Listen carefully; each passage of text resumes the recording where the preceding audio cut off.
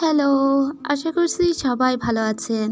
অবশেষে অপেক্ষার অবসান ঘটিয়ে মেলোডি অফ গোল্ডেন এজ ড্রামার শেষ পার্টের গল্প নিয়ে এলাম। তো চলুন দেখা যাক কোথায় গিয়ে ঠেকেছিল একটা রুট সেনাপতি এবং একজন পুলিশ অফিসারের প্রেমের গল্প। তো গতদিন আমরা দেখেছিলাম একটা কেস ইনভেস্টিগেট করার জন্য ইংজো নামের একটা শহরে এসেছিল সেন্দু এবং ওর স্ত্রী ইয়ানশিন। এখানে পানসি নামের একজন অফিসার আগে থেকেই এই কেস ইনভেস্টিগেট করছিল। এখানে আসার পর থেকেই সেন্দু আর ইয়ানশিনের ভিতরে একটা আলাদা ভালো লাগা কাজ করছিল। তো একদিন ইয়ানশিনের রাস্তায় পানসির সঙ্গে দেখা হয়ে যায়। পানসি খুব ভালো বন্ধু হয়ে যায় ইয়ানশিনের। তো পানসি এখানে এতদিন যা ইনভেস্টিগেট করেছে তাই সমস্ত কিছুর বিবরণ বলছিল ইয়ানশিনকে। তো এক পর্যায়ে ওরা পার্সোনাল কথাবার্তায় চলে যায়। পানসি এবার ইয়ানশিনকে মনে মনে পছন্দ করত। তো পানসি ইয়ানশিনকে জিজ্ঞেস করে যে তুমি তোমার হাজব্যান্ডকে কবে ছেড়ে দিচ্ছ? আমি শুনেছি 3 মাস পরেই নাকি তাকে ছেড়ে দিবে। সে এতটাই রুড যে তোমার মাথায় আঘাত করেছে। মানে ইয়ানশিনের মাথায় একটা কাটার দাগ ছিল। ইয়ানশিন বলে না, এটা আমি নিজে নিজে ধাক্কা খেয়েছি তাই। এছাড়া আমার হাজব্যান্ড অর্থাৎ সেন্দু সে খুবই ভালো একজন হাজব্যান্ড, কিন্তু আমি ওকে ছেড়ে দিব। পানসি বলে কেন ছেড়ে দিবে? ইয়ানশিন বলে কারণ ওর মনে অন্য কেউ আছে। ও আমাকে নয় বরং অন্য কাউকে ভালোবাসে। আর দূর থেকে এই কথা দাঁড়িয়ে দাঁড়িয়ে শুনতে পায় সেন্দু। এরপরে ইয়ানশিন রুমে আসে এবং ও গোসল করছিল। ঠিক তখনই সেন্দু ওখানে গোসল করবে বলে চলে যায়। ইয়ানশিন খুব লজ্জা পেতে থাকে, তবে ও সেন্দুকে না করতে পারে না। সেন্দু তখন ওর কাছে এসে বলে তুমি পানসিকে বলছিলে আমার মনে অন্য কেউ আছে। অন্য কেউটা কে আছে? ইয়ানশিন বলে কেন, ছোটবেলায় তুমি না একটা মেয়েকে ভালোবাসতে? আসলে ছোটবেলায় ইয়ানশিন তো আসতো সেন্দুর কাছে, আর ও সেন্দুর পাশে সেন্দুর একটা বান্ধবীকেও দেখেছিল, আর ও ভেবেছিল সেন্দু হয়তো ওই মেয়েটাকে পছন্দ করে। তখন সেন্দু বলে হ্যাঁ এটা ঠিক, ছোটবেলায় একটি মেয়েকে আমি খুব পছন্দ করতাম। তবে তুমি জানো সেই মেয়েটি কে? সেই মেয়েটি এখন আমার ওয়াইফ। আমি জানি না, কিন্তু সৃষ্টিকর্তায় হয়তো আমাদের আবারও মিলিয়ে দিয়েছে।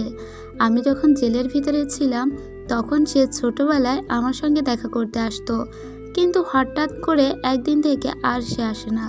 তবে তখন থেকে এখন পর্যন্ত আমি শুধু সেই মেয়েটিকেই ভালোবেসেছি, আর সেটা আর কেউই নয় ইয়ানশিন, সেটা তুমি। তবুও ভালো যে সেন্দু খুব দ্রুতই ইয়ানশিনকে তার মনের কথাটা জানিয়ে দিয়েছে, কারণ এটা জানাতে যদি আরও দেরি করা হতো তাহলে হয়তো ইয়ানশিনের মনে মনেই একটা অভিমানের পাহাড় জমে যেত, আর এখান থেকেই মূলত ওদের ভালোবাসা শুরু হয়। এরপরে পুনরায় ওরা কেস ইনভেস্টিগেট করতে লেগে যায়। এবার ওরা দুজন একসঙ্গে মিলে কেস ইনভেস্টিগেশন করছিল। তো এখানে নানাবিধ কেসের সম্মুখীন ওরা হয়। তো এইসব কেস ইনভেস্টিগেট করতে গিয়ে ইয়ানশিনকে আবার ছেলে সাজতে হয়, এবং ওরা এইসব কেস ইনভেস্টিগেট করতে গিয়ে বিভিন্ন জায়গা ভ্রমণ করতে লাগে আর বিভিন্ন রকম অভিজ্ঞতার ভিতর দিয়ে যেতে লাগে। এখানে ওদের আরও কিছু সহচরদের সঙ্গে দেখা হয়ে যায়, যেসব ইন্সপেক্টররাও এসেছে ডাকাং রাজ্য থেকে, এবং ওরাও এখানে এসেছে শুধুমাত্র রাজমাতার আদেশেই। তো এরপরে ওরা কেস ইনভেস্টিগেট করতে করতে একটা গাম্বলিং হাউসে যায়। মূলত এটা একটা জুয়ার আসর। এখানে মানুষ টাকা বাজি লাগিয়ে অনেক বাজি ধরে, আর এখানে এসে বাজি ধরেছিল ইয়ানশিন নিজেও, কারণ ওর হাজব্যান্ডের অনেক টাকা আছে, আর ওই বাজিতে ওরা জিতেও যায়। বাজিতে জিতে গিয়ে জুয়ার আসরের যে প্রধান তার সঙ্গে দেখা করতে যায়। ওরা জানে এই লোকটা একটা শয়তান লোক, এই লোকটা রাজ্যে অনেক বিশৃঙ্খলা ঘটিয়ে ফেলছে, তাই তো ওরা লোকটিকে বন্দি করে নিয়ে আসে। কিন্তু লোকটিকে বন্দি করার সাথে সাথেই ওই লোকটির আরও গুপ্তচর এদের উপরে হামলা করে। কিন্তু যেখানে সেন্দু আছে সেখানে তো ওকে হারানো সম্ভব নয়। তবে এখানে যে মৌ গভর্নরকে দেখি, মৌ গভর্নরের আবার একটা ছোট সহচর সে মারা যায়। সে যখন মারা গিয়েছিল সেখানে শুধু মৌ গভর্নর এবং সেন্দু আর ইয়ানশিন ছিল, আর কেউ এই ঘটনা জানে না, কিন্তু এটা পুরো রাজ্যময় ছড়িয়ে যায়। এজন্য মৌ গভর্নরকে ওরা সন্দেহের তালিকায় রেখে দেয় যে মৌ গভর্নরও কোনো কিছু করার ট্রাই করছে। তো একদিকে জোয়ার আসরের ওই লিডার ছাড়া পেয়ে যায়, এবং ওই লিডার তার দলবল নিয়ে আক্রমণ করার চেষ্টা করে এই রাজ্যে। মৌ গভর্নরও তার সমস্ত সৈন্য নিয়ে পাল্টা আক্রমণ করে, আর এতে আহত হয়ে যায় পানসি। এই আক্রমণ ঠেকানোর জন্য বারবার রিকোয়েস্ট করতে লাগে সেন্দু, কিন্তু মৌ গভর্নর ইচ্ছে করেই যেন একটা বিশৃঙ্খলার সৃষ্টি করতে চাইছিল। মৌ গভর্নরকে তো মনে মনে ভাইয়ের নজরেই দেখতো সেন্দু, কিন্তু আজকে তার গলায় ও ছুরি রাখতে বাধ্য হয়। মৌ গভর্নর তখন বলে, ঠিক আছে, আমি আমার সমস্ত সৈন্য সরিয়ে নিচ্ছি, কিন্তু এই অবস্থার যদি উন্নতি না হয় তাহলে আবারও এই রাজ্যে ঝামেলা হবে। এদিকে ইয়ানশিনকে কে বা কারা যেন আটক করে নিয়ে গিয়েছিল, কিডন্যাপ করে নিয়ে গিয়ে ওকে একটা জায়গায় রাখা হয়। আসলে এই লোকটি ওই জুয়ার আসরের মালিক, ওই লোকটি মূলত ওকে কিডন্যাপ করেছিল। এই রাজ্যে আসলে হরেক রকমের শয়তান লোকজন আছে, তো এই লোকটি ইয়ানশিংয়ের সঙ্গে খারাপ আচরণ করার ট্রাই করলে সাথে সাথেই ওখানে ইয়ানশিনের হাজব্যান্ড সেন্দু চলে আসে, আর সেন্দু ওই লোকটিকে অনেক মার দেয়, আর তারপরে ইয়ানশিনকে ওখান থেকে নিয়ে আসে আর ওই লোকটিকেও কিডন্যাপ করে নিয়ে চলে আসে। এরপরে ওই লোকটিকে মৌ গভর্নরের হাতে দেওয়া হয়। মৌ গভর্নর তখন সবার সামনেই ওই লোকটিকে হত্যার নির্দেশ দেয়, কিন্তু একে হত্যা করতে বারণ করে আবার সেন্দু, কারণ এর কাছ থেকে অনেক কিছুর তথ্য পাওয়া যাবে। কিন্তু মৌ গভর্নর একদমই সময় দিতে চাচ্ছিল না, ওকে মেরেই ফেলতে চাচ্ছিল। সেন্দু তখন রিকোয়েস্ট করে ওকে না মারার জন্য, কিন্তু ওই রাজ্যের সমস্ত লোকজন বলে ওকে মেরে ফেলতে, তাই মৌ গভর্নর কারোর কথা না শুনেই ওই লোকটিকে মেরে দেয়। আর ওই লোকটির কাছে যেসব তথ্য ছিল সেসবগুলো সেন্দুরা আর পায় না, বরং সেন্দুরাই ওখানকার লোকজনের কাছে খারাপ হয়ে যায়। এরপরে এরা নিজেরাই চিন্তা করে এই মৌ গভর্নরের ভিতরে কিছু না কিছু লুকিয়ে আছে, এও হতে পারে কোনো একটা বড়সড় কালপ্রিট। এর জন্য ওরা আসল কালপ্রিট পর্যন্ত পৌঁছাতে পারছে না। তারপরে ওরা একটা ছবি দেখতে পায়। এই ছবিটা ছিল হাতে আঁকা একটা ছবি। এই ছবি ছিল মৌ গভর্নরের বোনের ছবি। মৌ গভর্নরের বোন অনেক দিন আগেই মারা গিয়েছে, কিন্তু মৌ গভর্নর বারবার তার বোনের কথা বলছে। তাহলে কি ওর বোন বেঁচে আছে?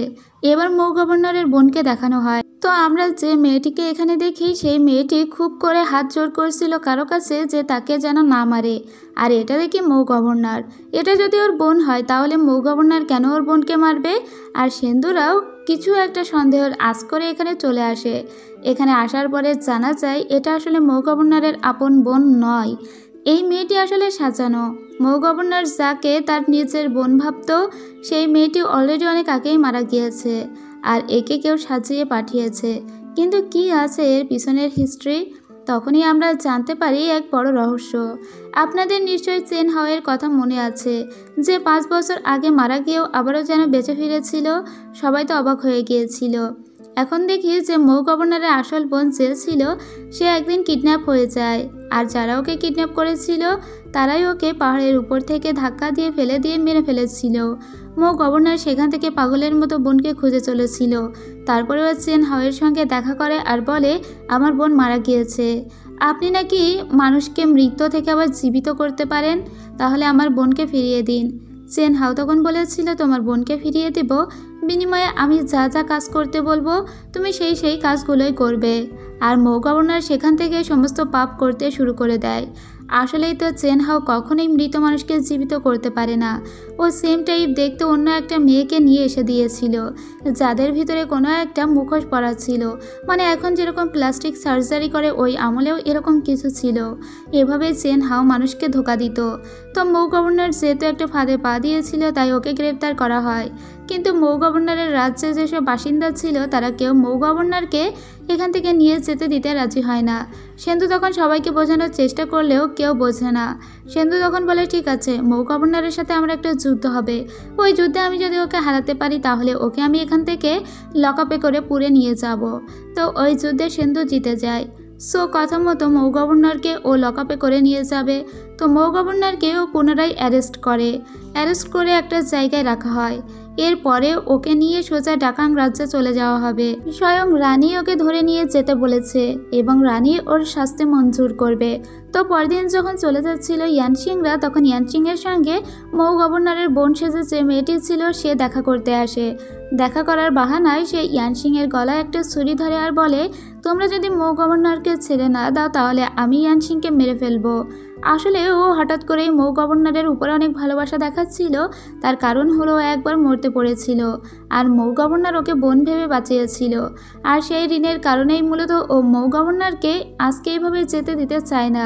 কিন্তু মৌ গভর্নর এই মেয়েটিকে বোঝায় আর বলে, আমি অন্যায় করেছি, কখনো একজন মৃত মানুষ জীবিত হতে পারে না, তাই আমাকে যেতেই হবে। মেয়েটি তখন সুইসাইড করে। আসলে মৌ গভর্নর ওই মেয়েটিকেও অনেক ভালোবেসে ফেলেছিল, আর এই মেয়েটিও মৌ গভর্নরকে ভাইয়ের নজরেই দেখত। কিছুক্ষণ পরে মৌ গভর্নর নিজেও ভাবে যে বিচারের জন্য অন্যের রাজ্যে যাওয়ার থেকে নিজের রাজ্যে আত্মহত্যা করাই শ্রেয়। তো মৌ গভর্নর শেষবার কিছু কথা বলে যায় সেন্দুকে। সেন্দু যেহেতু তাকে ভাইয়ের নজরে দেখত, কিছুক্ষণ পরে মৌ গভর্নর নিজেও সুইসাইড করে। সেন্দুর প্রচুর খারাপ লাগে, কারণ বাবা মায়ের পরেই এই লোকটিকে সে ভাইয়ের স্থান দিয়েছিল। এরপরে ওরা আরও কিছুদিন এখানে থাকে, এখানকার আরও ব্যাপার স্যাপার সামলানোর জন্য। এবার ওদের চেন হাওয়ের সঙ্গে দেখা হয়ে যায়। অলরেডি কিন্তু একটা চেন হাও মারা গিয়েছে, এটা হলো চেন হাওয়ের যমজ বোন। তো এই মেয়েটি এসে কি একটা জাদু করে দেয় এবার সেন্দুর উপরে। সেন্দু মূলত এর সঙ্গে ফাইট করার জন্য এসেছিল, কিন্তু এ বিভিন্ন রকমের ম্যাজিক জানতো, যার সম্পর্কে সেন্দুর কোনো আইডিয়া ছিল না। তো সেন্দু হঠাৎ করেই কীরকম একটা ঘাতক টাইপ হয়ে যায় আর কি।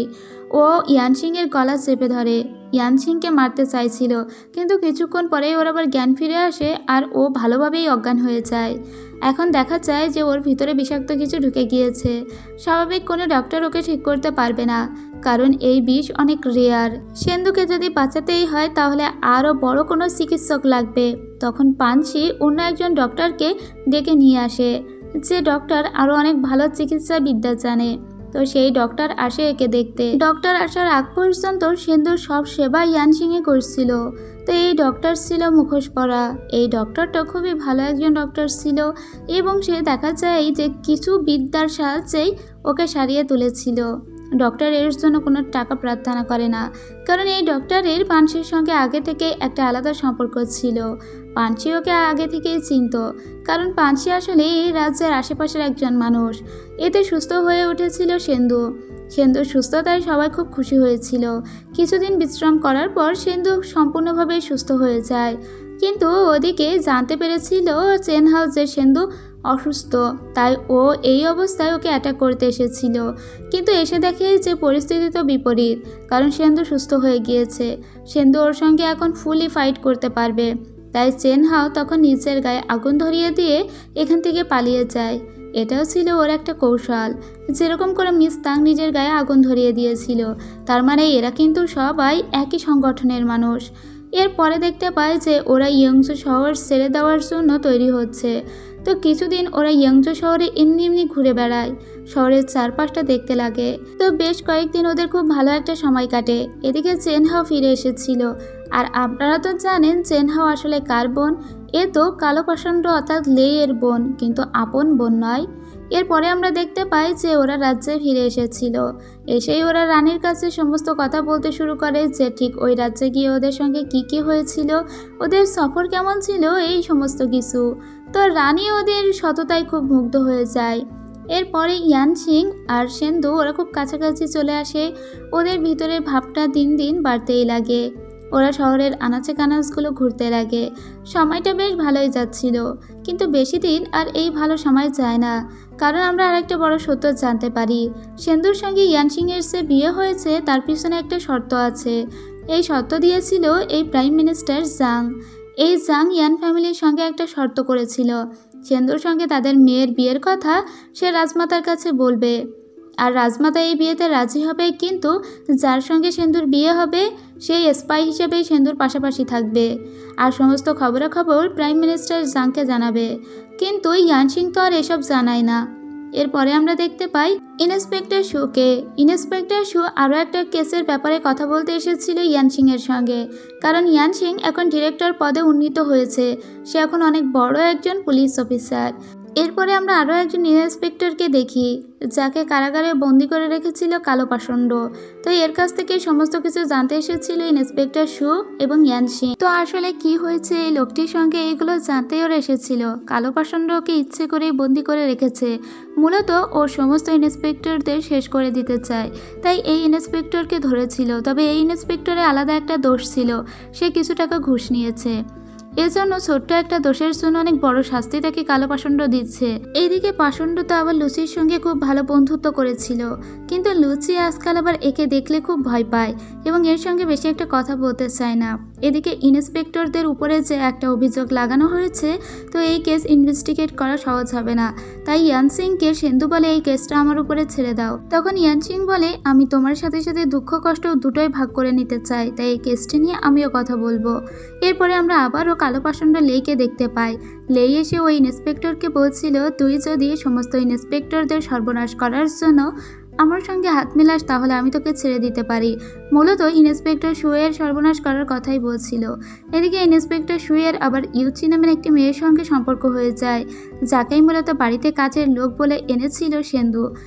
নিশ্চয়ই মনে আছে আপনাদের সে কথা। যাই হোক, ওই ইন্সপেক্টর রাজি হয় না লেয়ের কথায়, এজন্য ইন্সপেক্টর নিজেই সুইসাইড করে।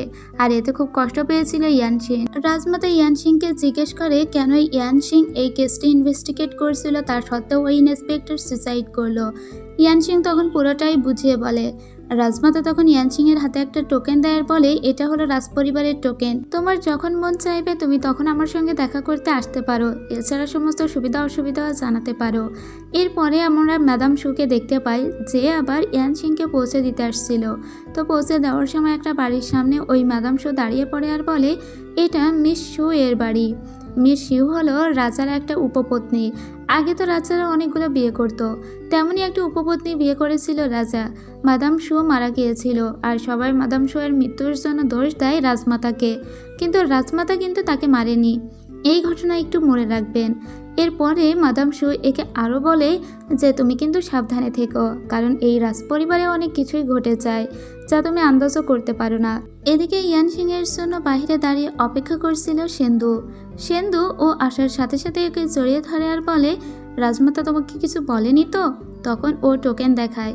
তখন সেন্দু বলে এটাকে লুকিয়ে রাখো, সবার সামনে এটা দেখাতে নেই। এরপরে আমরা একটা ছেলেকে দেখতে পাই। এই ছেলেটিকে অনেক ছোট্টবেলা থেকেই চিনত লুসি। এই ছেলেটিকে ও একবার হেল্প করেছিল টাকা দিয়ে, আর তখন থেকেই এই ছেলেটি লুচিকে অনেক বেশি পছন্দ করে ফেলে। লুচি এখনো পর্যন্ত ওর খোঁজ খবর রাখে। তো ছেলেটি লুচিকে তারপর থেকে ভালোবেসে ফেলেছিল। তো ওদের ছোট্টবেলার একটা দৃশ্য দেখানো হয়। তো ছেলেটি আজকে ওর সমস্ত মনের সাহস জুগিয়ে লুচিকে বলে সেই ছোট্টবেলা থেকে আমি তোমাকে ভালোবাসি, তুমি যদি আমার প্রতি একটুও ভালোবাসা ফিল করো তাহলে আবার ভালোবাসাকে গ্রহণ করে নাও। লুচির সাথে সাথে ওকে জড়িয়ে ধরে, এর মানে লুচিও ওকে অনেক ভালোবাসে। তো যাই হোক, এতদিনে লুচির একটা বয়ফ্রেন্ড জুটে গেল। এদিকে রাজসভায় একটা জলসা হচ্ছিল, সেখানে রাজ্যের গণ্যমান্য সমস্ত লোকদের ইনভাইট করা হয়েছিল। এখানে এসেছিল ইম্পেরিয়াল গার্ড সেন্দু এবং ওর ওয়াইফও। কালো পাষণ্ড লেই এবং ওর বোনকেও আজকে নিয়ে এসেছিল। ওর বোনকে নিয়ে এসে ও সবার সঙ্গে পরিচয় করিয়ে দেয় যে তার বোন একদম যুদ্ধবিদ্যা জানে না, এমনকি সে তরবারি পর্যন্ত ধরতে জানে না। সে খুবই কোমল একটা মেয়ে এবং সাংসারিক কাজকর্ম করতেই বেশি পছন্দ করে। তো এখানে ও সবাইকেই সাংসারিক কাজকর্মই দেখাচ্ছিল, সবাইকেই খাবার পরিবেশন করছিল, কিন্তু ওই ইচ্ছে করেই জল ঢেলে দিয়েছিল ইয়ানসিংয়ের এখানে এবং পরে ইয়ানসিংকে সরিও বলেছিল। ইয়ানসিং সবার সামনে ওর মুখোশটা খুলে দেওয়ার জন্য একটা নাচের অফার পায়। সবাই ইয়ানসিংকে তলোয়ার দিয়ে ডান্স করতে বলে, আর ইয়ানসিং এটাকেই কাজে লাগিয়েছিল। ইয়ানসিং তলোয়ার দিয়ে ডান্স করতে করতে হঠাৎ করে চেন হাওয়ের উপর আক্রমণ করলে চেন হাওয়ার আসল রূপ দেখিয়ে ফেলে।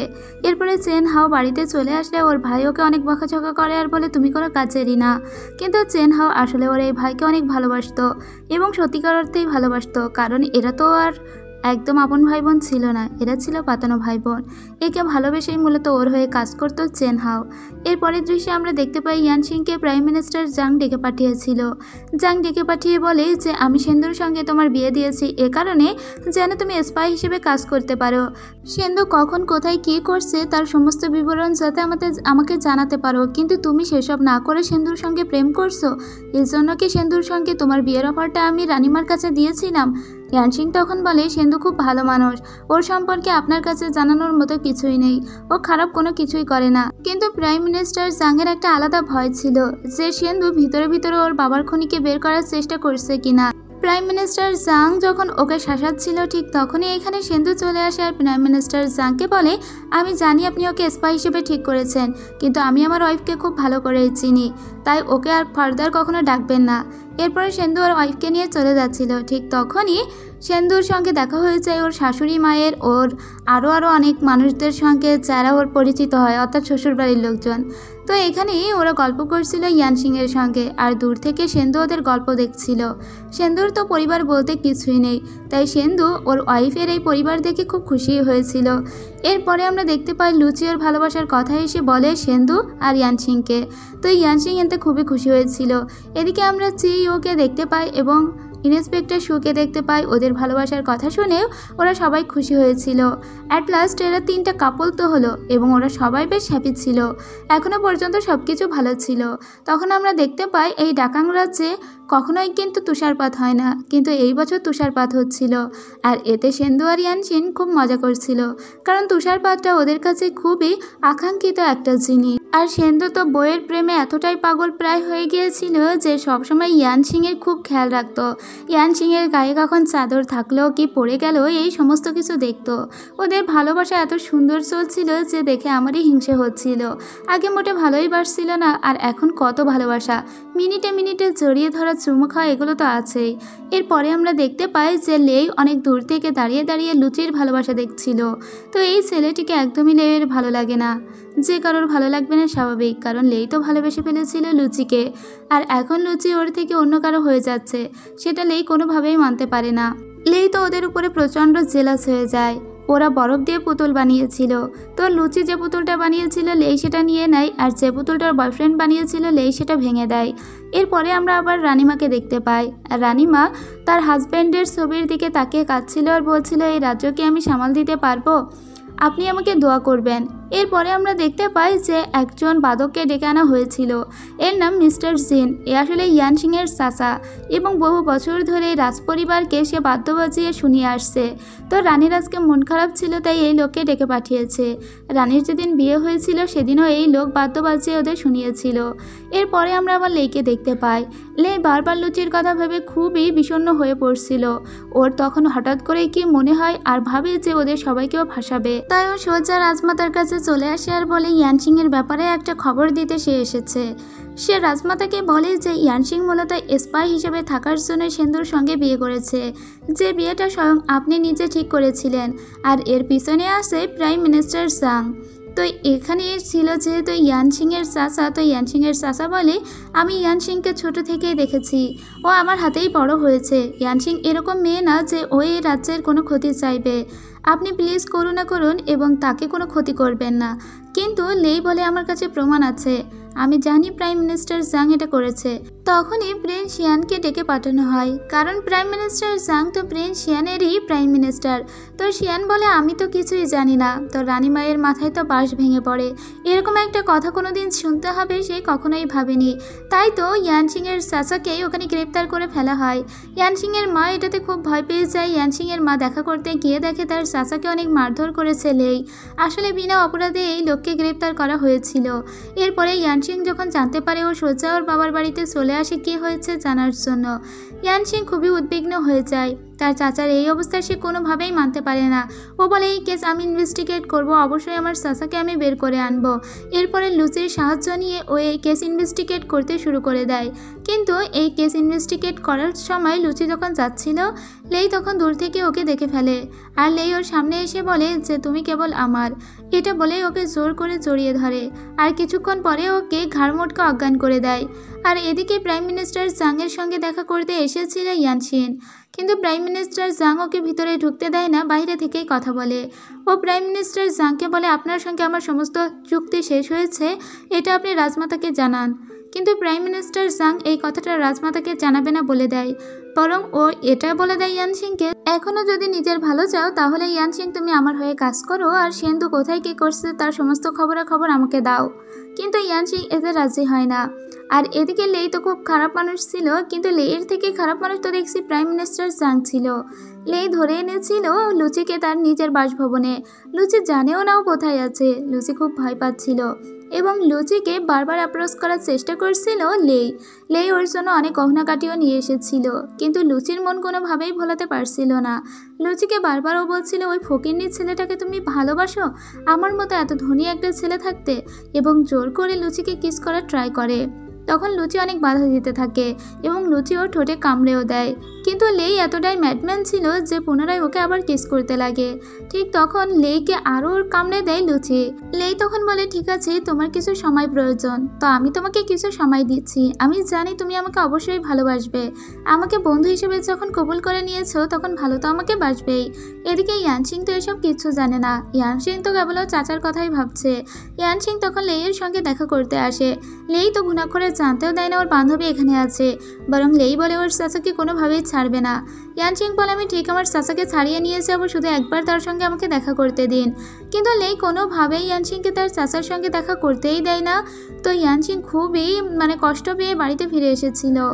তখন সেন্দু বলে, আমরা ঠিক তোমার চাচাকে বের করব, তুমি একদম ভয় পেও না। এদিকে আবার লেইকে দেখি লেই তো বিয়ে করবে বলে বিয়ের গাউনও তৈরি করে ফেলেছিল, আর সেই গাউনও দেখাচ্ছিল লুসিকে। কিন্তু লুসির তো এইসব বিষয়ে কোনো আগ্রহই ছিল না, কারণ ও বসে বসে ওর প্রেমিকের কথাই ভাবছিল। এদিকে লেই ওকে বারবার ফোর্স করতে লাগে, ওকে এখন জড়িয়ে ধরেও প্রপোজ করে। কিন্তু লুসি একে আর ভয় পায় না, একে জোর করে ঠেলে দেয় এবং মন খারাপ করে বসে থাকে, কিন্তু কোনো জোর জবরদস্তি করে না এখান থেকে বের হওয়ার। এরপরে আমরা ইয়ানশিংকে দেখতে পাই এবং এদিকে লেইকেও দেখতে পাই। লেই ইয়ানশিংয়ের চাচাকে নিয়ে জনসম্মুখে এসেছিল। তো এখানে ইয়ানশিংয়ের চাচা খুব রেগে যায় লেইয়ের উপর। তো যখন ইয়ানশিংয়ের চাচা খুব রেগে গিয়েছিল, লেই তখন ওকে ছুরিকাঘাত করে মেরে ফেলে, আর এতে ইয়ানশিংয়ের চাচা ওখানে মারা যায়। তার আগে ইয়ানশিংকে বলে যায়, তোমরা বিচার করো। এরপরে আমরা রাজমাতাকে দেখি। রাজমাতা যখন এটা জানতে পারে, রাজমাতা একদম অবাক হয়ে যায় আর বলে, কি, ইয়ানশিংয়ের চাচা মারা গিয়েছে? লেই, আমি তোমাকে কখন বললাম যে তাকে মেরে ফেলতে?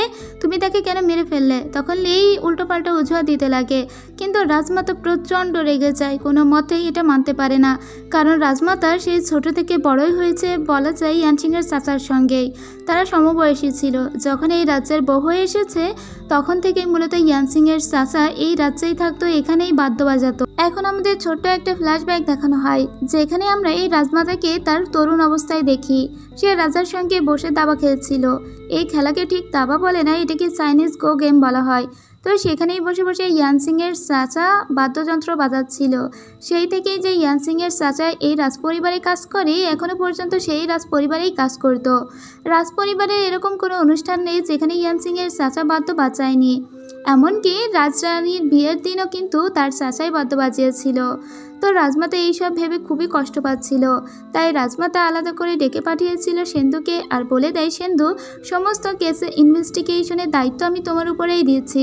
এখন থেকে তুমি পুরো কেস ইনভেস্টিগেট করবে, আর দেখবে ভাইস মিনিস্টার লেই যদি কোনো কিছু খারাপ করার চেষ্টা করে তবে ওকেই কুপকাত করে দিবে। এরপরে আমরা দেখতে পাই যে একদিন লেই এসেছিল আবার লুচির বয়ফ্রেন্ডকে গ্রেপ্তার করতে, আর লুচির বয়ফ্রেন্ড এসেছিল লুচিকে লেইয়ের এখান থেকে তুলে নিয়ে যেতে, কারণ ওরা জানতে পেরেছে।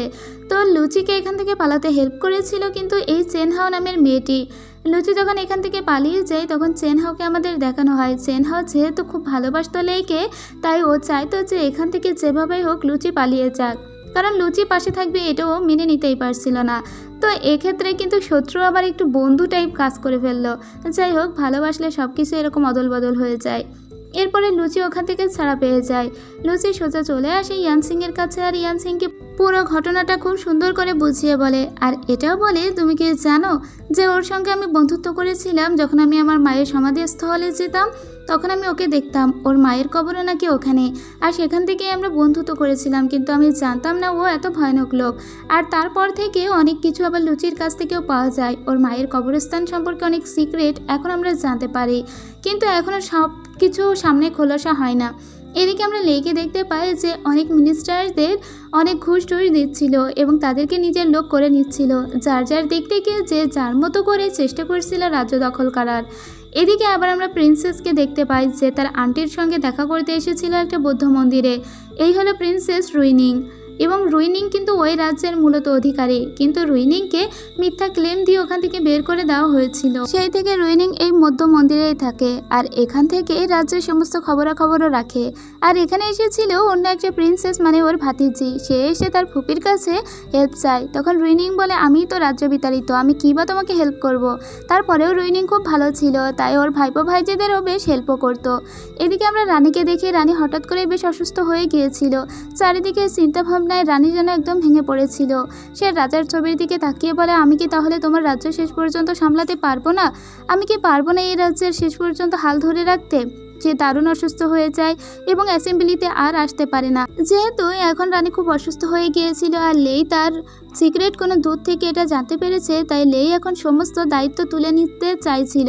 মানে রানীর অবর্তমানে সেই রাজ্যের সমস্ত ভার গ্রহণ করতে চাইছিল, তাই জন্য অনেক মন্ত্রীদেরও সে ঠিক করে রেখেছে। কিন্তু এদিকে আবার সাদা ভূত মানে সেন্দু যে ওকে ধরার জন্য হাজির হয়ে যায়, কিন্তু সেন্দু ওকে ধরতে পারে না, কারণ অলরেডি এই কালো পাষণ্ড অনেক লোকজনদেরকে নিজের বশে করে নিয়েছিল। সেন্দু যখন ওকে গ্রেপ্তার করতে যায়, উল্টো তখন সেন্দুকেই ওরা অ্যাটাক করে। এদিকে যখন এটা জানতে পারে ইয়ান সিং, তখন ইয়ান সিংয়ের মাথা কাজ করে না, ও এখন সেন্দুকে কিভাবে ছাড়াবে। তারপরে আমরা দেখতে পাই যে সেন্দুকে কঠোরভাবে মারধর করেছিল লেই। সেন্দুকে এটা বলে যে তুমি এখনও সময় আছে, আমার সঙ্গে কাজ করো। আমরা যদি দুইজন এক হয়ে কাজ করি তাহলে এই রাজ্য আমাদের থেকে কেউ ছিনিয়ে নিতে পারবে না। এখন তুমিই বলো, তোমার সমস্ত পরিবারকে কে হত্যা করেছে জানো? তোমার সমস্ত পরিবারকে ওই রানীমাই হত্যা করেছে, তাদের মৃত্যুদণ্ড কার্যকর সেই করেছিল। তাহলে তুমি তোমার পরিবারের হত্যার প্রতিশোধ নিতে চাও না? যদি তুমি তাই চাও তাহলে তুমি আমার সঙ্গে হাত মিলিয়ে কাজ করো। কিন্তু সেন্দু বলে, তোর মতো দেশদ্রোহীদের সঙ্গে আমি কাজ করব? তুই ভাবলে কি করে? আমার জীবন চলে যাবে, কিন্তু তোর মতো লোকের সঙ্গে কখনোই হাত মেলাবো না। আর আমার পরিবারের ব্যাপার সেটা আমিই দেখব। কে অন্যায় করেছে আর কে আমাদের সঙ্গে ভালো করেছে সেটা বোঝার মতো ক্ষমতা দুটোই আমার আছে। তাই আমাকে শুধু শুধু অ্যাপ্রোচ করতে এসো না, এতে কোনো লাভ হবে না। এরপরে লেই বলে, ঠিক আছে, তাহলে তুমি এভাবেই মরো এবং তোমার সামনে তোমার স্ত্রী ইয়ান সিং, যাকে তুমি প্রচণ্ড ভালোবাসো, তুমি তাকেও মরতে দেখবে। এদিকে ইয়ান সিং যখন জানতে পেরেছে যে লেই বন্দি করে রেখেছে তার হাজব্যান্ডকে, তখন ওর সোজা একটা ডিগ্রি নিয়ে চলে যায় রাজমাতার কাছে। রাজমাতার কাছেই ওকে মূলত এখন বিচার চাইতে হবে, না হলে ও কোনো মতেই ওর স্বামীকে উদ্ধার করতে পারবে না। ইয়ান সিং তখন বরফের ভিতরে অনেকক্ষণ ধরে রাজমাতাকে বারবার বলছিল সেন্দু কোনো অন্যায় করেনি, ওর আপনি বিচার করুন। কিন্তু রাজমাতা বাইরে বের হয়ে আসে না। তখন বাইরে মাদাম সু বের হয়ে আসে আর বলে, ইয়ান সিং তুমি এখান থেকে ফিরে যাও। কিন্তু এটা বলে না রাজমাতা অনেক অসুস্থ, কারণ এই ঘটনা চারিদিকে রটানো যাবে না। শুধু বলে যে সেন্দুর দিকটা পরে দেখা যাবে, এই বরফের ভিতরে তুমি বসে থেকো না, তুমি এখান থেকে চলে যাও। এদিকে আমরা আবার ইন্সপেক্টর সুকে দেখতে পাই আর তার সঙ্গে তার গার্লফ্রেন্ডকেও দেখতে পাই। এদের কেবলই প্রেমটা জমে উঠেছিল, ওরা দুইজন একসঙ্গে হাঁটছিল। ঠিক তখনই ওরা দেখতে পায় কিছু আততায়ী ওদের উপরে হঠাৎ করে আক্রমণ শুরু করে দেয়। যেহেতু ইন্সপেক্টর সু মার্শাল আর্টে খুবই ভালো ছিল, তাই ইন্সপেক্টর সু প্রথমে ওদের সঙ্গে দারুণ একটা ফাইট করেছিল, কিন্তু এই ফাইটেও বেশিক্ষণ স্টে করতে পারে না। ইন্সপেক্টর সু তার গার্লফ্রেন্ডকে দৌড়ে চলে যেতে বলেছিল অন্য কাউকে ডেকে আনার জন্য, কিন্তু এখান থেকে চিন ও যাওয়ার আগেই দেখা যায় যে ইন্সপেক্টর শু এর অবস্থা খুব খারাপ হয়ে গিয়েছে এবং ইন্সপেক্টর শু ওখানেই মারা যায়। কিছুক্ষণ পরে চিন ও নিজেকে শেষ করে দেয় এবং ওরা দুজনেই এখানেই মারা গিয়েছিল। আর এইসবের পিছনে ছিল ভাইস মিনিস্টার লেই। একে একে ও সবাইকে শেষ করার জন্য উঠে পড়ে লেগেছে, ও চাইছে সিংহাসন দখল করতে। এরপরে আমরা দেখতে পাই যে ও খুলে দিয়েছিল সাদা ভূতকে খুলে দিয়েও একটা ব্রিজের উপরে নিয়ে এসেছিল, যেখান থেকে ইয়ান সিংকে দেখা যাচ্ছিল। ওই ইয়ান সিংকে দেখার বলে, দেখো তোমার স্ত্রীর কী অবস্থা, এখন তুমি তোমার স্ত্রীকে এভাবে ধুকে ধুকে মরতে দেখবে, নাকি তুমি চাও যে ও বেঁচে থাকুক, তারপরে ওর ইনভেস্টিগেশন চালিয়ে যাক। যদি তুমি তোমার স্ত্রীকে স্বাধীনতা দিতে চাও তাহলে আমার সঙ্গে হাত মিলিয়ে কাজ করো। তো আর কোনো উপায় থাকে না সাদা ভূতের কাছে। সেন্দু তখন বলে, ঠিক আছে, আমি তোমার সাথেই কাজ করব। এরপরে আমরা আবার দেখতে পাই যে বাড়িতে চলে এসেছিল ইয়ান সিং। এসে ও দূরে দাঁড়িয়ে থাকতে দেখে সেন্দুকে দেখা মাত্র সেন্দুর কাছে দৌড়ে আসে আর বলে, তুমি ছাড়া পেয়ে গিয়েছো? তোমাকে কে ছেড়ে দিল? লেই তোমাকে ছেড়ে দিল? এটা তো বিশ্বাস হচ্ছে না, ও তো কালো পাষণ্ড, ও তোমাকে মেরেছে। সেন্দু তখন বারবার ইয়ান সিংকে দূরে সরিয়ে দেয় এবং খুব রুডভাবে কথা বলে আর বলে, আমাদের বিয়ে 3 মাস পূর্ণ হয়ে গিয়েছে আর আমি চাই তুমি এখন আমাকে ডিভোর্স দাও, কারণ তুমি চেয়েছিলে 3 মাস পরেই আমাদের ডিভোর্স হয়ে যাবে। আর এখন আমি চাচ্ছি যে তোমার মতো ওয়াইফ আমার কোনো দরকার নেই। আমি যাকে চাই সে কেস ইনভেস্টিগেট করবে না, সে ঘর সামলাবে এবং আমার খুব সুন্দরী একটা বউ হয়ে থাকবে। কিন্তু তুমি খুবই স্টাববান এবং তুমি অনেক জেদি একটা মেয়ে। তুমি সবসময় কেস ইনভেস্টিগেশন নিয়েই পড়ে থাকো, আমার দিকে কখনো নজর দিয়েছো? সো তোমার মতো ওয়াইফের আমার কোনো প্রয়োজন নেই। আমি তোমাকে ডিভোর্স লেটার পাঠিয়ে দিব আর তুমি সেটাতে সাইন করে দিও। আজকে থেকে আমাদের দুজনের পথ দুই দিকে। তো ইয়ান সিং বলে, ঠিক আছে, কিন্তু আমি বুঝতে পারছি না তুমি হঠাৎ এমন কেন হয়ে গেলে। তুমি তোমার কথাটা মনে রেখো, আজকের পর থেকে কিন্তু আমাদের জীবন দুজনের দুদিকে। ও যাওয়ার সময় সেই বাঁশিটাও ফেলে দিয়ে যায়, যেটা ইয়ান সিংকে ছোট্টবেলায় সেন্দু দিয়েছিল। তো সেন্দু এই পাশিটার দিকে তাকিয়ে থাকে। ইয়ানসিং যেহেতু বরফের ভিতরে অনেকক্ষণ হাঁটু গেড়ে বসেছিল তাই ও ঠিকঠাক হাঁটতেও পারছিল না। সেন্দু দূর থেকে ইয়ানসিংকে দেখে। ইয়ানসিং একবার পড়ে গেলেও ওর সামনে এগিয়ে গিয়ে ওকে তুলতে পারে না, তাই ওর খুব কষ্ট হয় এবং ওর এতটাই কষ্ট হয় যে ও নিজের হাতেই নখ দিয়ে চেপে ধরে এবং নিজের হাতেও রক্তাক্ত করে ফেলে। ওর খুব খারাপ লাগা সত্ত্বেও ইয়ানসিংয়ের কাছ পর্যন্ত যেতে পারে না। এদিকে ইয়ানসিং ওর বাবার বাড়িতে চলে এসেছিল। ইয়ানসিংয়ের মা ওকে জিজ্ঞেস করে কি হয়েছে। তখন ইয়ানসিং বলে যে আমাকে সেন্দু আর চায় না। ইয়ানসিংয়ের মা বলে তো কি হয়েছে, আর সেন্দু নাকি ওকে আবার ডিভোর্স লেটারও পাঠিয়ে দিয়েছে। তো ইয়ানসিং ঘর থেকে বাইরে এসে জানতে পারে যে ইন্সপেক্টর শু এবং তার গার্লফ্রেন্ড মারা গিয়েছে, তাই যেখানে ওদেরকে সমাধিস্থ করে রাখা হয়েছে ইয়ানসিং সেখানে চলে যায়। ওদের সমাধির সামনে বসে অনেক কাঁদতে লাগে। ঠিক তখনই ওখানে সেন্দু আসে আর বলে যে ওরা মারা গিয়েছে, ওরা ওদের উপযুক্ত শাস্তি পেয়েছে। কিন্তু আমরা দেখতে পাই আড়াল থেকে কেউ একজন এদের দুজনকে ফলো করছিল, যেটা ইয়ানসিং দেখতে পেয়েছিল। ইয়ানসিং তখন সেন্দুকে আবারও ভুল বোঝে আর বলে তুমি এমন হয়ে কেন গেলে, তুমি তো এরকম ছিলে না সেন্দু, ওরা কিসের শাস্তি পেয়েছে? তাছাড়া তুমি চাও আমি তোমাকে ডিভোর্স দিই তাই না? তুমি আসলে কি করতে চাইছো? তুমি লেয়ের সঙ্গে হাত মিলিয়েছো, তুমি জানো না এর কনসিকুয়েন্সেস কী হবে। ঠিক আছে, তুমি যখন চাও তখন তাই হবে। ইয়ানসিং ওর মাথার চুলের কাঁটাটা খুলে ফেলে এবং সেটা বিঁধে দেয় সেন্দুর বুকে। সেখান থেকে যে রক্তটা বের হয় ইয়ানসিং তখন সেই রক্তটা নিজের হাতে মাখিয়ে নেয় আর ওর নিজের সঙ্গে করে ডিভোর্স লেটারও নিয়ে এসেছিল। সেটাতে ওই রক্ত দিয়ে নিজের নামটিও লিখে নেয় এবং ও কিন্তু খুব ভালোভাবে দেখতে পেয়েছিল আড়াল থেকে কেউ ওদের ফলো করছে। তো ডিভোর্স লেটারটা এখানে ফেলে দেওয়ার বলে আজকে থেকে তোমার পথ আর আমার পথ আসলে একেবারেই শেষ হয়ে গেল। আমরা দুজন দুই পথের পথিক এবং তোমার সঙ্গে আমার কখনো দেখা হবে না, কখনো আমাদের সম্পর্ক ভালো হবে না। খুব রাগারাগি করে ও এখান থেকে চলে যায়। এরপরে যখন ও আসছিল তখন ওর বান্ধবী লুসির সঙ্গে দেখা হয়। লুসি তখন ওকে বলে কি হয়েছে। তখন ও লুসিকে ওর হাতের হেয়ারপিনটা দেখায় আর ওই হেয়ারপিনটাও দুই টুকরো করে ফেলে। দুই টুকরো করে ওটাকেও বালির উপরে ছুঁড়ে দেয় এবং দেখা যায় পাশ থেকে কেউ একজন ওকে ফলো করছিল। এটা কিন্তু ইয়ানসিং ভালোভাবেই বুঝে গিয়েছিল। আসলে ইয়ানসিংও কিছু আঁচ করতে পেরেছে। এদিকে আমরা সেই ছোট্ট রাজাকে দেখতে পাই। মূলত এই তো রাজা, কিন্তু এর হয়ে এর দাদি এই রাজ্য সামলায়। এ যেহেতু এখনও ছোট মানুষ, কিন্তু দাদি যেহেতু অসুস্থ সে তো রাজ্য সামলাতে আসতে পারছে না। কিন্তু রাজ্যে অ্যাসেম্বলি ঠিকই হচ্ছে আর রাজাকে উপস্থিত থাকতে হবে। তো রাজ্যে তো প্রতিদিন অনেক কিছুই ঘটে যায়। তো আজকেও রাজ্যের মিনিস্টাররা এসে হাজির হয়েছিল চারিদিকের খবরাখবর রাজাকে জানানোর জন্য। আজকে যেহেতু রাজমাতা নেই, এখানে আছে ছোট্ট ওই রাজা, তাহলে ওকে আর কি বলবে বা ওই বা কি বুঝবে। তাই সবার সামনে দাঁড়িয়ে পড়ে লেই বলে যেহেতু এখন রানীমা নেই তাই আমি সবার হয়ে সমস্ত কেস সামলাবো। মানে এখন ও একটু ভার বহন করছে এই রাজ্যে, গ্রেট রেসপন্সিবিলিটি যাকে বলে। আর ওর পাশে তো আছে সেন্দু, আর ওরা দুইজন যদি এক হয় তাহলে কতটা পাওয়ারফুল হবে ব্যাপারটা আপনারা তো বুঝতেই পারছেন। এখন রাজ্যের মানুষ সবাই অবাক হয়ে যায় সেন্দুকে ওর সঙ্গে দেখে।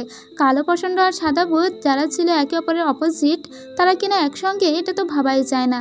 যেই বা যারা প্রতিবাদ করার চেষ্টা করছিল সেন্দু তাদের সবাইকেই ওয়ার্নিং দিচ্ছিল। আর এরপরে দেখা যায় লুচি সেই বয়ফ্রেন্ডকে লেই এখান থেকে অ্যারেস্ট করে নিয়ে যেতে চাইছিল। তো লুচি সংবাদটা পেয়েই সোজা ওর বয়ফ্রেন্ডের কাছে চলে আসে। লেই তো কোনোভাবেই ওর বয়ফ্রেন্ডকে ছাড়বে না, কিন্তু লুচি অনেক কান্নাকাটি করছিল। তো লেই তখন লুচিকে বলে ঠিক আছে, তুমি তাহলে ওই কবিতাটা আবৃত্তি করো যেটা তুমি তোমার মায়ের সমাধিস্থলে বসে বসে আবৃত্তি করতে। যদি ওই কবিতা তুমি এখন আবৃত্তি করো তাহলে তোমার বয়ফ্রেন্ডকে আমি ছেড়ে দিব। তো লুচি কান্না কান্না কণ্ঠে সেই কবিতাটা আবৃত্তি করতে লাগে। তখন একটা ফ্ল্যাশব্যাক দেখানো হয়। আসলে লেই যখন ছোট ছিল তখন ওর একবার অনেক জ্বর এসেছিল আর ওর জ্বরে এতটাই কাতর ছিল ওর মা ওকে একটা কবিতা শুনিয়েছিল আর সেই দৃশ্যটাই ওর কেবল মনে আছে। ওই কবিতা শুনলেই ওর মায়ের কথা মনে পড়ে, এজন্যই তো ও লুসির সঙ্গে বন্ধুত্ব করেছে। আর এই কবিতা আবৃত্তি করার পরে ও লুসির প্রেমিককে ছেড়ে দেয়। প্রেমিককে পেয়ে লুসি ওকে জড়িয়ে ধরে আর লুচি তারপরে আবারও ইয়ানসিংয়ের সঙ্গে দেখা করতে চলে আসে। এরপরের দৃশ্যে আমরা দেখতে পাই যে ওরা নিজেরাই আলাদা করে সমস্ত কিছু ইনভেস্টিগেট করার ট্রাই করছিল। ওরা যেভাবেই হোক লেয়ের আসল পরিচয় খুঁজে বের করবে। লেই আসলে কী করতে চাইছে এসব বের করতে হবে। এসব কিছু বের করতে গিয়ে ইয়ানসিং অনেক কিছুরই দেখা পেয়ে যায়। আসলে পিছনে আরও অনেক বড় বড় কাহিনী আছে যেগুলো কেউ জানতো না। ইয়ানসিং একটা একটা করে ইনভেস্টিগেট করতে শুরু করে দেয়। ও একটা শহরে পাঠিয়ে দিয়েছিল লুসিকে, তো আর একটা শহরে ও নিজে ইনভেস্টিগেট করতে শুরু করে। এখানে বিভিন্ন গণকদের সঙ্গেও ও দেখা করে। এ সময় পানসি সবসময় ওর সঙ্গে ছিল। আর পানসিকে আর ওকে একসঙ্গে দেখে কিন্তু সেন্দুর বেশ রাগই হতো। তবে সেন্দু এখন পর্যন্ত ওর সামনে আর আসে না। এদিকে আমরা মাদাম শুকে দেখতে পাই যে একটা ওষুধ নিয়ে এসেছিল রানীর কাছে। রানীর অবস্থা খুবই খারাপ ছিল। মাদাম শু বলে আপনি এই ওষুধটা পান করুন, তাহলে আপনার অবস্থার উন্নতি হবে। রানী ভাবছিল সে হয়তো খুব দ্রুতই মারা যাবে। ওষুধ পান করার পরপরই এখানে লেই চলে আসে রানীর সঙ্গে দেখা করতে। তখন রানী বলে তুমি এখানে একা একা, তুমি এখানে কেন এসেছো, তোমার আসলে মতলবটা কি? তখন লেই বলে আমি শুনেছি আপনি অনেক অসুস্থ, দেখে মনে হচ্ছে আপনি আসলেই অনেক অসুস্থ, কিন্তু আপনি যদি রাজ্য চালাতে না পারেন রাজ্য আমার উপরে দিয়ে দিন, আমি খুব ভালোভাবেই রাজ্য চালাতে পারবো। রানী এই কথা শুনে প্রচণ্ড রেগে যায় আর গার্ডদের ডাকতে থাকে, কিন্তু তখন কোনো গার্ডই রানীকে হেল্প করতে আসে না। যেরকম একজন মন্ত্রীর চারপাশে সেনাবাহিনী থাকে ঠিক ওরকমটা, ও সেনাবাহিনীদের ডাকলেও আসে না, কারণ সেনাবাহিনী আসবে কেন, সেন্দু তো হাত মিলিয়েছে এই লেয়ের সঙ্গে। সো এখন লেই যা বলবে সেনাবাহিনীরা তো তাই করবে। তো রানীর সঙ্গে লেয়ের এখানে একটা বড়সড় ঝগড়া হয়। তখন লেই বলে আমিও এই রাজ্যেরই সন্তান এবং আমার মা ছিল মিস শু। আমার মা ছিল রাজার উপপত্নী, যাকে আপনি ষড়যন্ত্র করে মেরে ফেলেছেন। আপনাদের নিশ্চয়ই মনে আছে মাদাম শু একবার ইয়ানসিংকে দেখাচ্ছিল যে এটা হলো মিস শুয়ের ঘর এবং মিস শু অনেক আগেই মারা গিয়েছে। আসলে যেদিনকে মিস শু মারা যাচ্ছিল সেদিন অনেক ছোট ছিল লেই। সেদিনই লেইকে সে বলেছিল আমার মৃত্যুর জন্য আর কেউ দায়ী নয়, আমার মৃত্যুর জন্য দায়ী হলো রাজমাতা। আর সেদিন নিজের গায়ে আগুন ধরিয়ে দিয়েছিল ওই মহিলা। সেখান থেকেই তো লেই প্রচণ্ড ঘৃণা করে এই রানীকে, আর রানীর উপরে প্রতিশোধ নেওয়ার জন্য সব কিছু করতে পারে। আর রানী যখন এই কথা শুনে অবাক হয়ে যায়, কারণ এ তো আসলেই তাহলে রাজবংশেরই সন্তান, তো এরও তো রাজ্যের উপরে আসলে অধিকার থাকতেও পারে। কিন্তু এ আসলে কি করতে চায় সেটা রানী বুঝে উঠতে পারে না। রানী খুব একটা অ্যাটিটিউড নিয়ে বলে কিন্তু তুমি কখনোই রাজ্য পাবে না, কারণ রাজ্যে এখন অলরেডি একজন রাজা আছে, এক রাজ্যে কখনো দুই রাজা হতে পারে না। লেই বলে সেটা দেখা যাবে, আপনি আগামীকাল সবার সামনে ডিক্লিয়ার করবেন আমিই রাজা, এটা বলে চলে যায়। এদিকে সেন্দু দাঁড়িয়ে দাঁড়িয়ে এখন ইয়ানসিংয়ের কথাই ভাবছিল। ইয়ানসিংকেও কতদিন দেখে না, ইয়ানসিংয়ের সঙ্গে আগের মতো কথা হয় না, কি করবে ও? আর এদিকে দেখতে পাই ইয়ানসিং সন্দেহ করে এসেছিল ওর মাস্টারের কাছে। ওর মাস্টারকেও কিছু ব্যাপারে ইনভেস্টিগেট করতে বলেছিল। লেইয়ের জন্ম পরিচয় নিয়ে ইনভেস্টিগেট করতে বলেছিল ওর মাস্টারকে। ওর মাস্টারও ইনভেস্টিগেট করে অনেক কিছুই পেয়েছে, আর সেটাকে একটা নথিভুক্ত করেছে, আর সেটাকে দিয়েও দিয়েছে ইয়ানসিনের কাছে। আসলে যেখানে লেইয়ের মায়ের কবর দেওয়া আছে ওখানে একটা সিক্রেট চেম্বার আছে, যার ভিতরেই অনেক গোপন সূত্র লুকিয়ে আছে।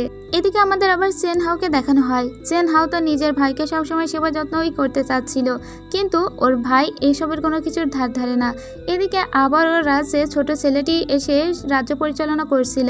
আজকেও লেই সবাইকে বলে যে আমি ওর হয়ে রাজ্য পরিচালনা করব। তখনই মাদাম সুয়া সাহেব বলে তোমাকে কে বলেছে রাজ্য পরিচালনা করতে? রানীমা এখন একদম সুস্থ, তাই সেই রাজ্য পরিচালনা করবে। তাছাড়া রানীমা আজকেই ডিক্লেয়ার করবে কে হবে এই রাজ্যের রাজা। তো এখানে আগে থেকে যেহেতু রানীমাকে একটা ওয়ার্নিং দিয়ে এসেছিল লেই, তো ওর মনে একটু আশা ছিল যে রানীমা হয়তো ওকে এই রাজ্যে রাজা করে দিবে। কিন্তু রানীমা কেন ওকে এই রাজ্যে রাজা করবে? কারণ রানীমা সব জানে যে ও আসলে কতটা খারাপ একটা মানুষ। তো রানীমা প্রথমে এখানে আসে এবং বিভিন্ন মিনিস্টারদের বিভিন্ন দোষগুণের কথা বলতে লাগে, কারণ রানীমার কাছে অনেক সিক্রেট জিনিসপত্র এসে পৌঁছেছে। রানীমা সবাইকে প্রথমে বলে আমি এখন একদম সুস্থ, সো আমার জীবন মৃত্যু নিয়ে আপনাদের চিন্তা করতে হবে না। কিন্তু মন্ত্রীরা সবাই বলেছিল তারা আর কোনো মহিলা রাজ্য পরিচালিকা চায় না, তারা এখন সবাই লেইকেই চায়, কারণ লেই তো ওদের সবাইকেই বশে করে ফেলেছে। এখন যখন এই অবস্থায় রাজ্যে, তখন রানীমা খুব রেগে যায় আর বলে তোমাদের সাহস কি করে হয়? আমি যদি এখন তোমাদের শুলে চড়াই তাহলে তোমাদেরকে কে বাঁচাবে? কারণ এখনো পর্যন্ত এই রাজ্যের সমস্ত পরিচালনার দায়িত্বে আমি আছি। লেই তখন বলে কেন?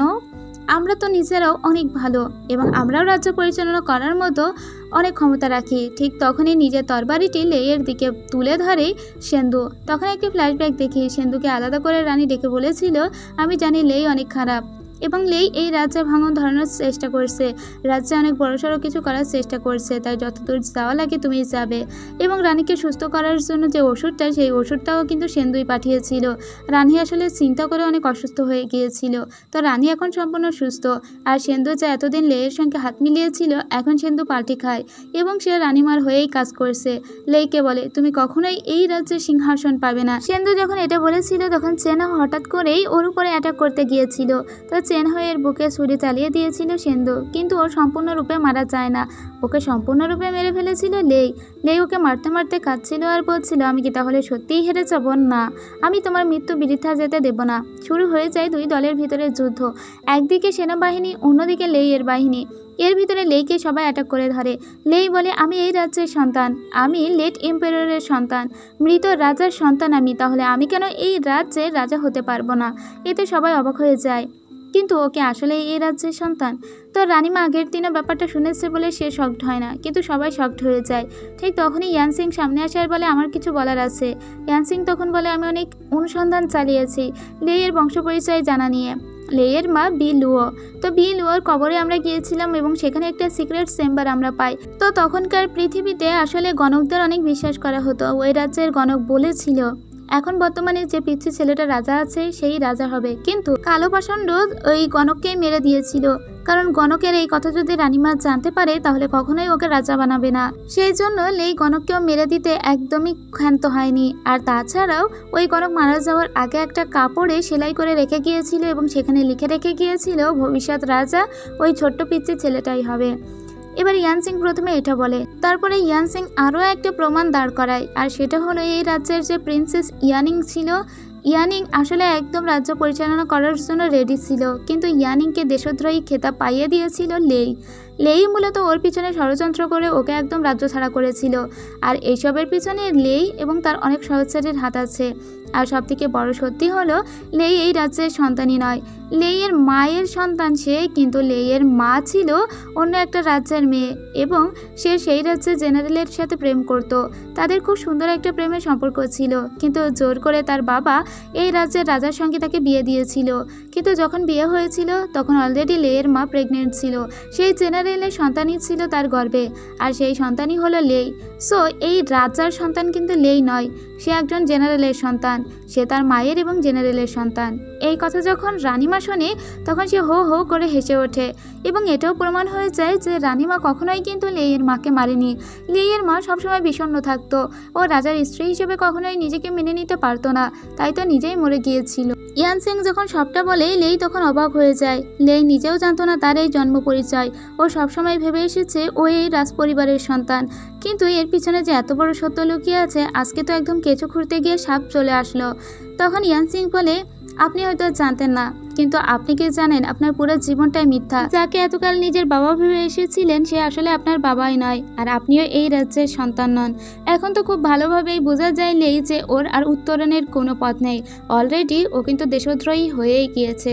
আর এখন তাই ও নিজেই নিজের মৃত্যু মঞ্জুর করে এবং সবার সামনে নিজের শরীরে অনেকগুলো ত্রিশূল নিজেই গেঁথে দেয়, কারণ বীর পুরুষরা কখনো অন্যের হাতে মৃত্যুবরণ করে না।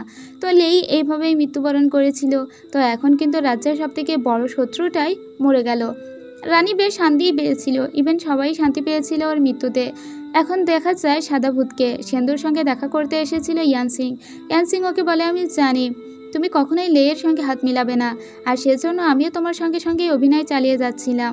এখন চলো আবার আমরা এক হয়ে যাই। কিন্তু সেন্দু ওর সঙ্গে আবারও খারাপ ব্যবহার করে, রুট ব্যবহার করে বলে যে আমাদের ডিভোর্স হয়ে গিয়েছে, তোমার পথ অন্যদিকে, আমার পথ অন্যদিকে, তাই পর্দার আমার সঙ্গে আর কথা বলার চেষ্টা করবে না। তখন সেন্দুকেও বলে, সেন্দু তোমার কি হয়েছে? তুমি কি তোমার বাবা মায়ের হত্যার জন্যই এখন রানীমার কাছে যাচ্ছ? কিন্তু রানীমা যদি তোমাকেও কোনো ক্ষতি করে দেয়, আসলে ও যদি ওর বাবা মায়ের হত্যাকাণ্ডের বিচার চায় তাহলে এই রাজ্যের অনেক বড় বড় নেতাগোতাদের করাতে পুততে হবে এবং ওর কাছে অনেক প্রমাণ আছে। এখন রানীমা যদি ওই প্রমাণগুলো লোপাট করে দেয়, তো সেন্দুর সঙ্গেও রানীমার সঙ্গে দেখা করতে যেতে চাইলে সেন্দু ওকে নিয়ে যায় না। সেন্দু আসলে ওকে এখনও দূরে সরিয়ে রাখছিল এর জন্য যে ওর জীবনের এখনও ঝুঁকি আছে, কিন্তু রানীমা তো সে ন্যায় বিচারক। তো রানীমা পরদিন রাজসভায় আছে এবং প্রথমে প্রাইম মিনিস্টার জাংকে বলে যে সে কত বড় অপরাধ করেছে। আসলে সেন্দুর বাবাকে যে ভাসিয়েছিল তার ভিতরে প্রাইম মিনিস্টার জাং একজন।